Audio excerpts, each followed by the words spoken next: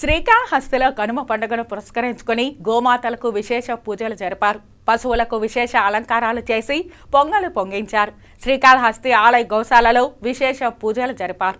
కనుమ పండుగ రోజున నిత్యం తమకు చేదోడు వాదోడుగా ఉండే పశుపక్షాదులకు పూజలు జరపడం ఆనవాయితీ. అన్నదాతలకు ఎల్లవేళలా అండగా నిలిచేది పశువులు. కనుమ పండుగ రోజున పశువులను పూజించడం, వాటిని సంతోషపెడుతూ వాటితో ఆటపాట ఆడడం తెలుగునాట సాంప్రదాయం. శ్రీకాళహస్తి పల్లెల్లో తెల్లవారుజామున తమ పశువులను శుభ్రంగా కడిగి వాటికి పుష్పాలతో అలంకారాలు చేసి పశువుల దొడ్ల వద్ద ప్రత్యేకమైన దొడ్లు ఏర్పాటు చేసి పూజలు జరిపారు. పాలు బియ్యంతో పొంగలు పొంగించి తమ ఇల్లు పొలాల్లో పొంగలి చల్లి దిష్టిపోయేలా చేసుకున్నారు. కొన్ని చోట్ల బండ్లు కట్టి ఎద్దులతో పండుగ సంబరాలు జరుపుకున్నారు. శ్రీకాళహస్తి ఆలయ గోశాలలో పశువులకు సుందర శోభితంగా అలంకారాలు చేశారు. గోశాలను పుష్పాలతో శోభితంగా అలంకారం చేశారు. కృష్ణుని విగ్రహం వద్ద పుష్పాలతో దివ్య అలంకారాలు చేశారు.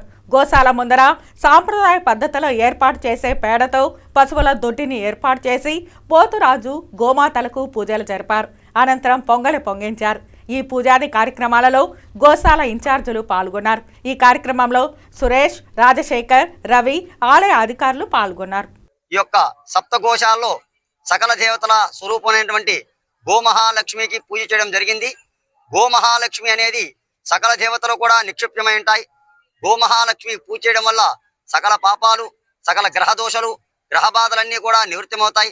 ఈ యొక్క గోమహాలక్ష్మి పూజ చేస్తే సకల దేవతల అనుగ్రహ కటాక్షం కలిగి, ముక్కోటి దేవతలకి కూడా అనుగ్రహ కటాక్షం కలిగి, ఈ యొక్క గోమహాలక్ష్మిలో బ్రహ్మాది దేవతలు కూడా, సరస్వతీదేవి కూడా, లక్ష్మీనారాయణ కూడా, సప్త ఋషులు కూడా, సప్త మాతృలు కూడా, స్వామి అమ్మవార్లు కూడా కలిసి ఉంటారు. ఈ యొక్క గోమహాలక్ష్మి పూజ చేయడం వల్ల సకల ఐశ్వర్యాలు కలుగు చేస్తాయి. సకల పాపాలన్నీ కూడా పోతాయి.